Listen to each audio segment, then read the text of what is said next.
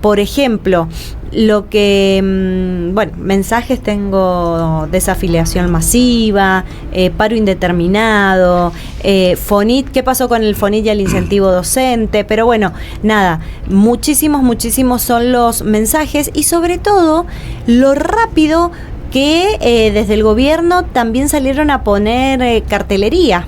Porque ayer, mientras se cargaban los bonos de sueldo, ¿sí? Otra de las cosas, generalmente los bonos de sueldo ya están la noche anterior a que esté depositado el sueldo, ¿sí? Vos cobras el 30, el 31, si cobras el 31, el 30 a la noche ya solés tener los bonos, sí, digamos. Bueno, ayer los bonos estuvieron habilitados después de media mañana, y lo que nos había llamado mucho la atención era cómo en la... en liquidaciones, sobre todas las cosas, ya habían colocado cartelería en las puertas diciendo que esto se debía a que no se había pagado ni el Fonit ni el incentivo docente y que no había lugar a reclamo. Corta.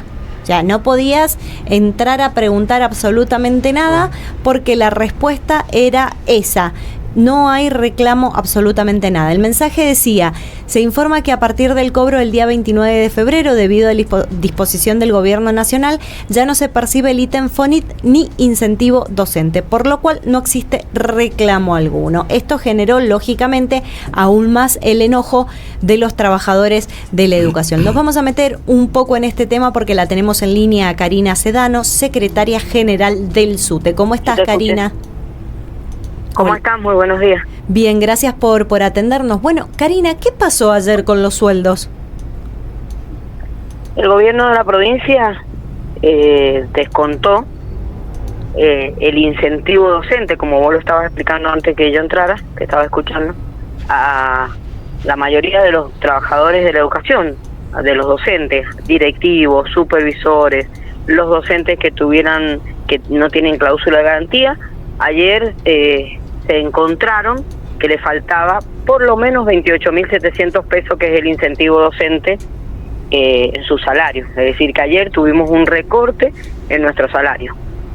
Uh-huh. Bien, ahora, desde el gobierno dice que esto fue absorbido por la paritaria, que en realidad se terminó pagando. ¿Es así? No, no es así, no es así. El gobierno en los medios lo que decía cuando le preguntaban, porque no sé, en el ámbito paritario eso no se habló, en los medios lo que salía a decir el gobierno, Tadeo Salazar, decía: lo vamos a garantizar hasta marzo, lo vamos a garantizar hasta marzo. Es decir, que lo que él repetía a viva voz por todos los medios, ayer vimos reflejado que era todo una mentira, porque tuvimos un recorte en nuestro salario. Nos faltó el incentivo a muchos de los trabajadores de la educación en el día de ayer. Y como vos decías, eran las 10, 11 de la mañana y creíamos que había un recorte, no sabíamos cuál, porque no estaban los bonos, no podíamos comprobar empíricamente. A quienes más han descontado o a quienes le han sacado este mes, porque esto no es que de acá se termina, este mes a quienes le han recortado es a supervisores, a directivos y a los docentes de mayor antigüedad. Uh-huh. Ahora, por ejemplo, mira, el mensaje que nosotros recibimos desde la DGE dice: el Fonit como ítem ya no se liquida más, la Nación lo eliminó y tampoco figura más en el bono como ítem, quedó absorbido en el aumento firmado en la paritaria. ¿Vos decís que esto no es así? En los que tienen cláusula de garantía se le absorbió el Fonit, y así venía la paritaria de años de meses anteriores. Vos si lees la paritaria, estaba absorbido por el Fonit. Pero lo que ha pasado ayer, que es distinto a ese comunicado o a lo que vos estabas leyendo, es que a otros le han ajustado, le han sacado directamente. Uh-huh. Han tenido una pérdida de su poder adquisitivo, han tenido una pérdida de su salario. Estamos hablando, vuelvo a decirte, de supervisores, de directivos que en el día de la fecha o en estos días les hacen cumplir muchas funciones que le corresponden a la Dirección General de Escuela. Hasta el 31 de marzo tienen que decidir qué celador y no celador sigue en su escuela, tienen que salir ahora a comprar las meriendas porque le han depositado, tienen que ver cómo está infraestructura, tienen que ver millones de tareas que no le corresponderían, porque lo que debemos priorizar, y más en una escuela, es lo pedagógico. Entonces toman la decisión de descontarle a supervisores, a directivos y a docentes de mayor antigüedad unilateralmente, Ellos ayer hemos sufrido un descuento de nuestro salario, hemos tenido ayer una baja de nuestro salario, han empezado con un ajuste, no solo en la provincia, sino también a nivel nacional. Nosotros venimos del lunes de un paro nacional, venimos de una movilización, anteayer fuimos a la fiesta de la cosecha y mañana nos vamos a volver a movilizar en el carrusel ante cualquier funcionario nacional para mostrarle a los mendocinos y a los turistas el ajuste y la quita que están haciendo de nuestro salario y el ajuste que están haciendo no solo en el salario de los trabajadores, sino también porque no han mandado la plata de los comedores escolares, no han mandado la plata de las escuelas técnicas, no han mandado los útiles y libros que mandan a primaria, a inicial, no han frenado las obras de infraestructura en la provincia. Bueno, eso nos vamos a movilizar mañana. Este cartelito que dice no se puede reclamar, Sí.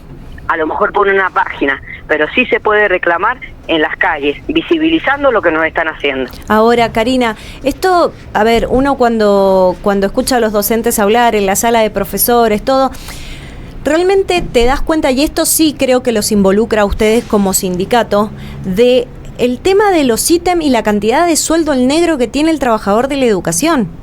Porque no puede ser que te saquen un ítem y que tu sueldo baje entre 30 y 40 mil pesos. Y hoy 40 mil pesos es una semana de alimentos. Sí, en realidad lo que hay que ver no es si es en blanco o en negro. Por la intangibilidad del salario que está viendo a nivel nacional, porque este es un ítem nacional, es lo que no se corresponde. Por la intangibilidad del salario, que bueno, todo esto sería lo judicial. La intangibilidad del salario, bueno, podés cobrar menos. Claro. En Mendoza tenemos cláusula de garantía, porque también el mismo gobierno que está ahora, el mismo Cornejo habla, vamos a construir de ahora en adelante escuelas, como que él no estuvo hace 8 años atrás, como que su gestión no hace 8 años. Ellos en el 2020 no nos pagaron casi el 40% de nuestro salario. Si tuviéramos en nuestro salario ese 40%, también estuviéramos hablando de otros sueldos mendocinos, de otros sueldos para los docentes y para los trabajadores de la educación. Docentes y celadores tenemos una quita del 36% de nuestro salario en el 2020. Entonces, también hay que reflexionar y hay que pensar qué gobiernos nos ajustan, los quitan, nos maltratan y a quienes le tenemos que ir a decir a cada mendocino qué es lo que nos está pasando a los trabajadores de la educación. Sí, yo creo y esto es no solo a los mendocinos, sino también a los argentinos. Eso te iba a decir, creo que más allá de quien nos gobierna, el sueldo de los trabajadores de la educación viene con peronistas y radicales y ahora libertarios de la misma situación. Creo que esto ya me parece que excede el color político de turno, ya es una cuestión de que no se quiere pagar lo que corresponde al trabajo docente. Nunca, sí, es una reivindicación que vamos a ir siempre hacia adelante, porque es verdad, hay hasta dichos perversos de más pobre que maestro de escuela.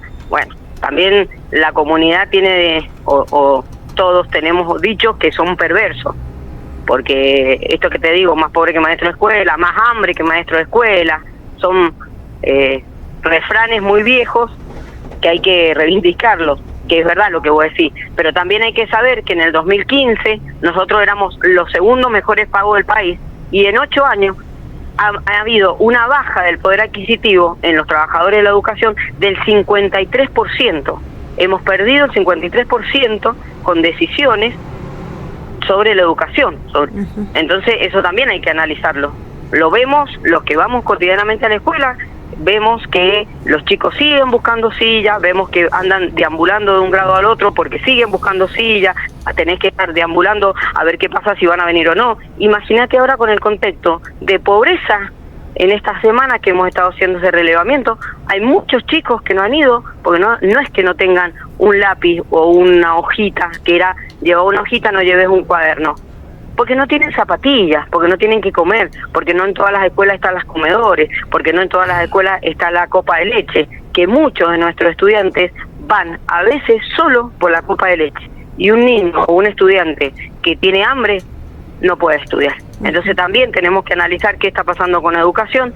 Es como vos decías, no han llegado fondos nacionales a la provincia que impactan en el salario de los trabajadores, en la calidad educativa de nuestros estudiantes y en las escuelas en condiciones. Bien, Karina, para ir cerrando, ¿cuál es el paso que sigue, que viene ahora?